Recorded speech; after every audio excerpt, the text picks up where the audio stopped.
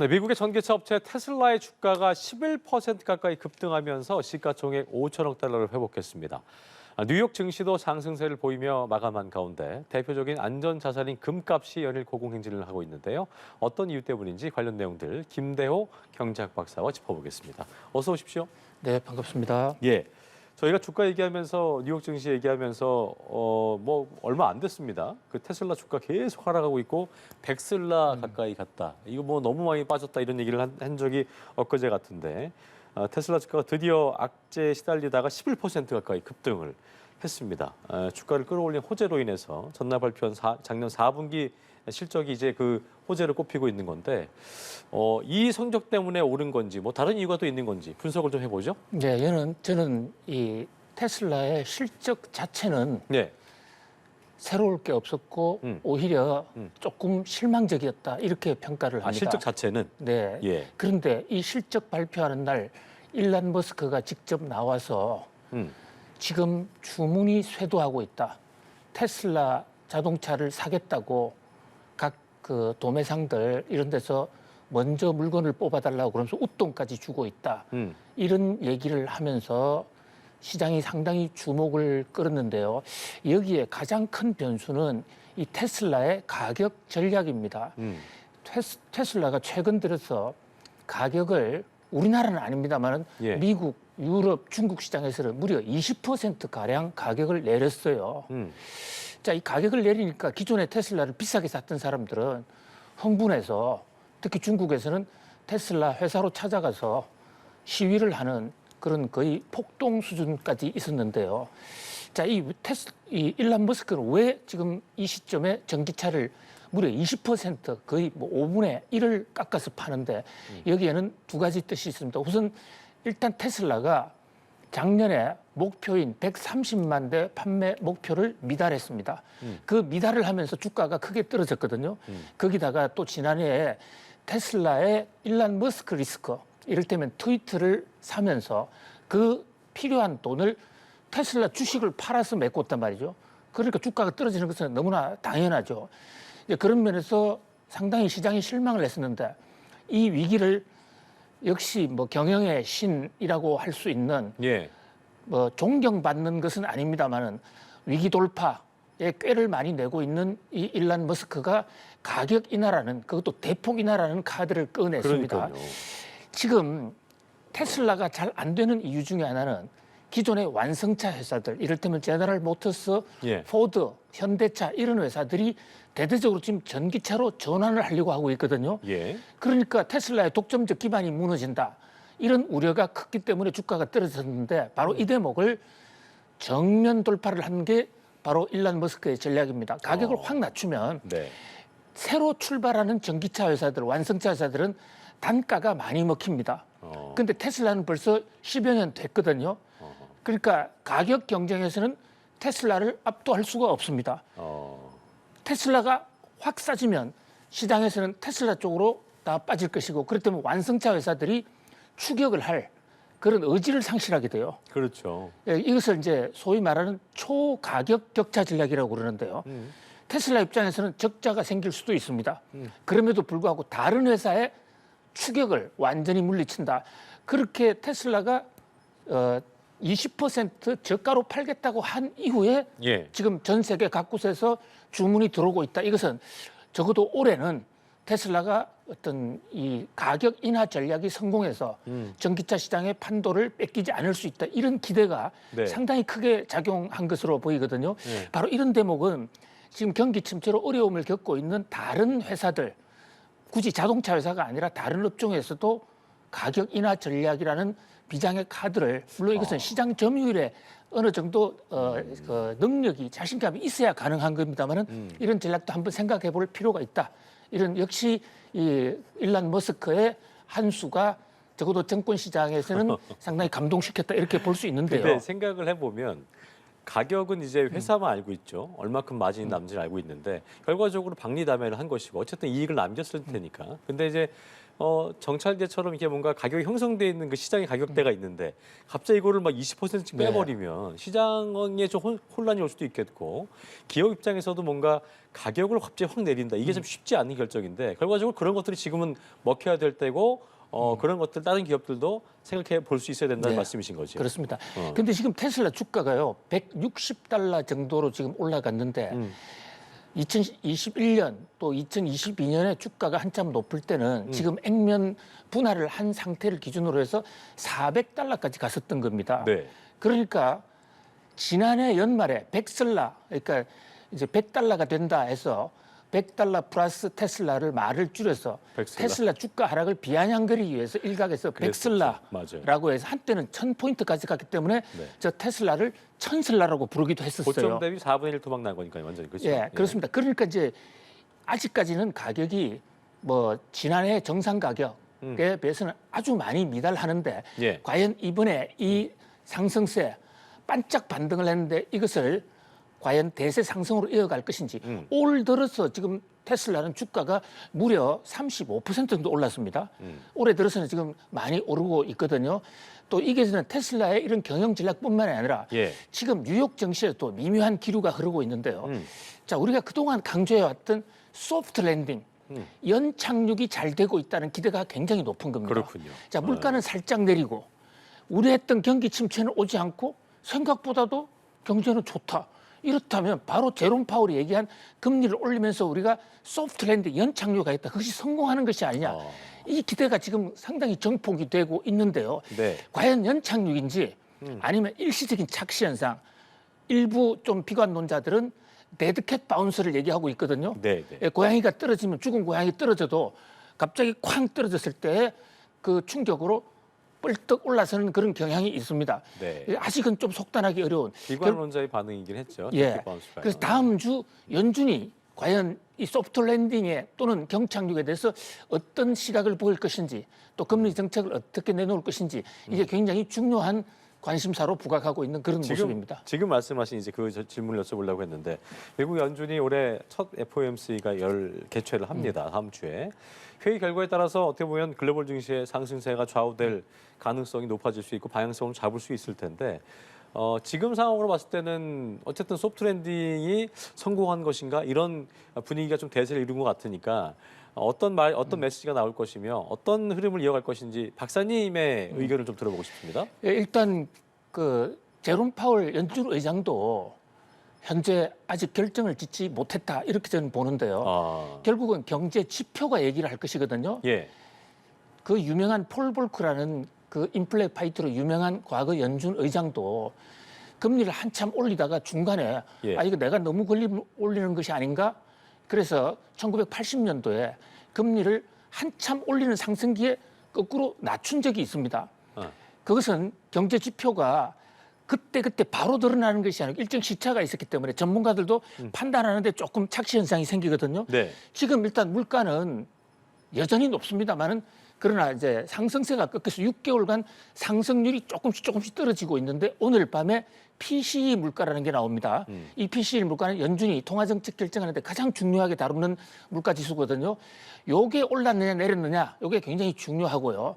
자, 그다음에 그 하나 지수는 고용 지수인데 고용은 지금 여전히 뜨겁습니다. 생각만큼 고용이 지금 좀 그 정체가 되지 않습니다. 이것은 연준 입장에서는 굉장히 고통스러운 거예요. 금리 인상 효과가 없다. 그러니까 지표가 지금 엇갈린다고요. 그러니까 물가는 조금 안정되는 것 같은데 고용은 불안정. 여기서 과연 어떤 선택을 할 것이냐.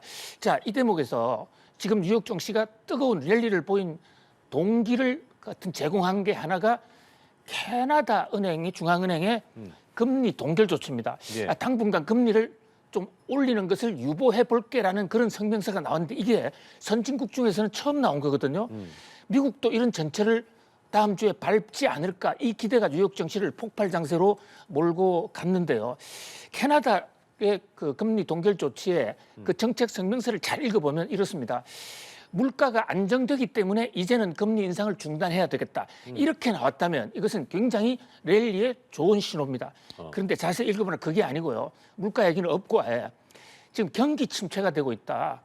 금리를 올리니까 경기 침체가 되고 있는데 혹시 경기 침체가 되면 캐나다 경제가 폭망할 수도 있으니까 금리 인상의 쇼크가 경기 침체가 진짜로 오느냐 안 오느냐 요것이 통계 수치로 거시경제 지표로 검증될 때까지 일단 금리 인상을 동결하겠다 이렇게 나왔거든요. 어떤 지표가 돼야 되는 거예요? 그럼 그거는 그러니까 물가가 떨어지고 있으니까 우리 금리 동결할게 이러면 그것은 이제 연착륙이 되는 것이죠.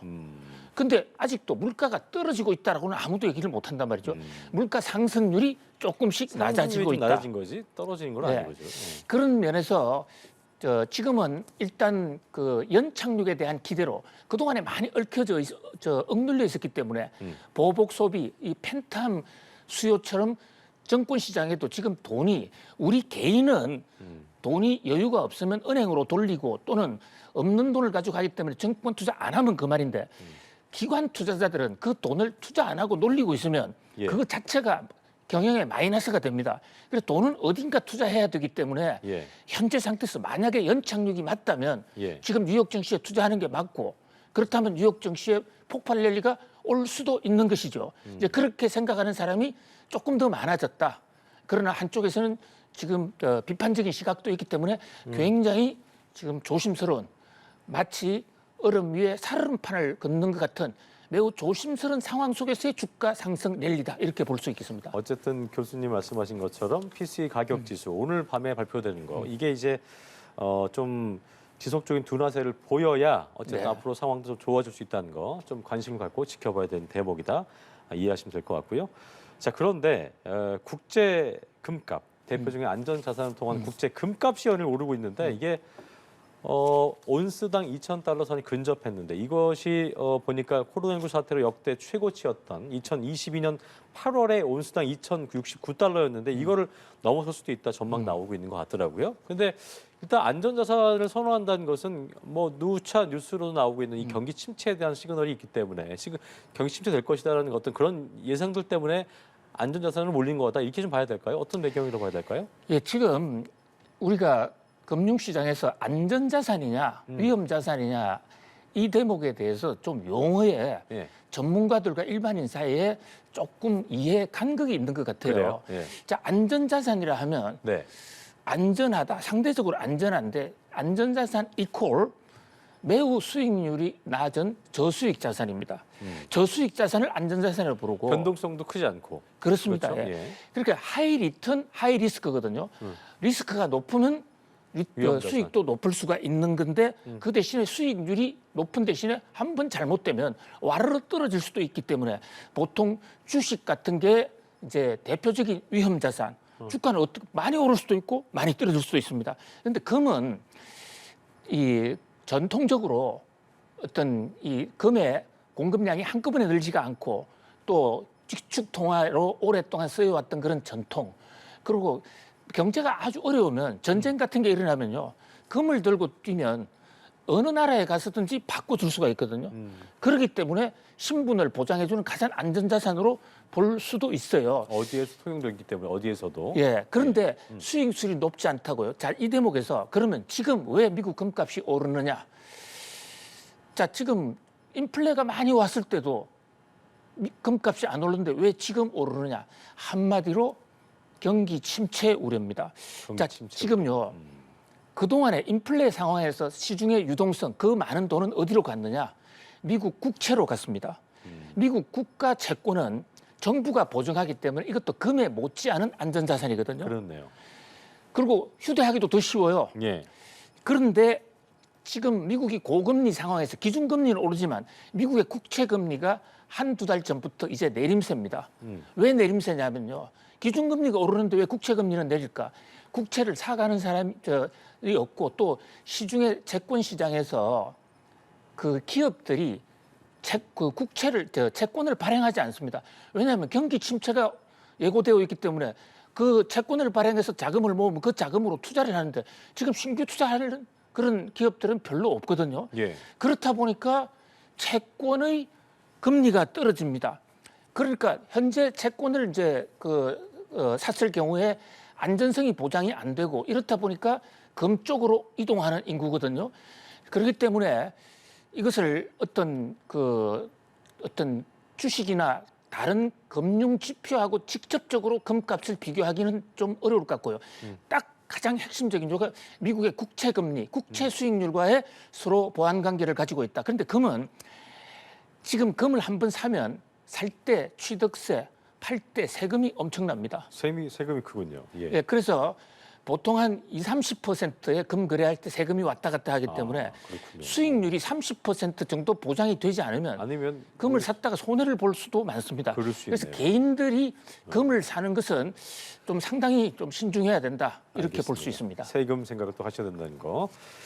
자, 그리고 입주 앞둔 아파트, 서울 아파트 단지를 중심으로 이게 분양가보다 싼 가격에 분양권과 입주권을 내놓는 이른바 프리미엄 마이너스 프리미엄 매물이 좀 나오고 있다는데 뭐 최근에 좀 이제 부동산 시장이 정부 규제 좀 완화되면서 좀 나아지고 있는 게 아니냐는 얘기가 있었는데 불구하고 이런 매물들이 나온다는 것은 상황이 여전히 안 좋다 이렇게 좀 봐야 되는 건가요? 어떻게 그렇습니다. 봐야 되겠습니까? 그 정권가에서 또 금융가에서 부동산 시세와 관련해서 가장 심각하게 생각하는 단어, 가장 충격적으로 받아들이는 단어가 마피라는 것입니다. 마피. 예, 마패가 아니고요. 마피.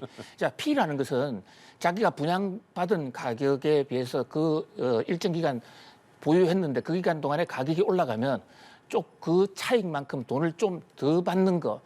이것을 피라고 부릅니다. 그런데 이것을 플러스 피인 거죠. 보통 부동산은 분양을 받을 때 그 분양가가 일반 시세보다는 좀 싸기 때문에 대부분의 경우에 분양을 받으면 P가 플러스 P로 올라갑니다. 그런데 지금 송파구 오금동에 있는 송파 더 플래티넘에서요. 아주 색다른 매물이 하나 올라왔습니다. 65제곱미터짜리의 중형 아파트인데요. 네. 이게 분양가가 14억 7천이 있거든요. 그런데 건매물 12억 5천만 원에 팝니다. 송파 지역인데. 그렇습니다. 예. 뭐 서울의 강남 4구로도 볼 수 있는 곳이잖아요. 그러니까요. 문제가 있나? 여기 2억 원 이상 지금 떨어졌거든요. 네. 그 힘들게 줄 서서 당첨됐는데 한동안 보유를 했었는데 오히려 2억 이상 손해를 보고 팔겠다? 그것은 이제 이렇게 그 분양권을 산 사람이 시세 차익을 노려서 자신은 계속 중도금이나 잔금을 따라갈 자신이 없었는데 그렇군요. 샀던 경우에 이 경우에 이제 자금력에 한계가 온 것이거든요. 이 마피가 확산이 되면 분양도 안 되고 부동산 경기가 상당히 얼어붙을 수 있는 경고등 빨간불 깜빡깜빡 들어오고 있는 그런 상황이라고 볼 수 있겠습니다. 예, 이 지점까지 짚어봤습니다. 경제 읽기 김대호 경제학 박사와 함께했습니다. 오늘 말씀 고맙습니다. 감사합니다.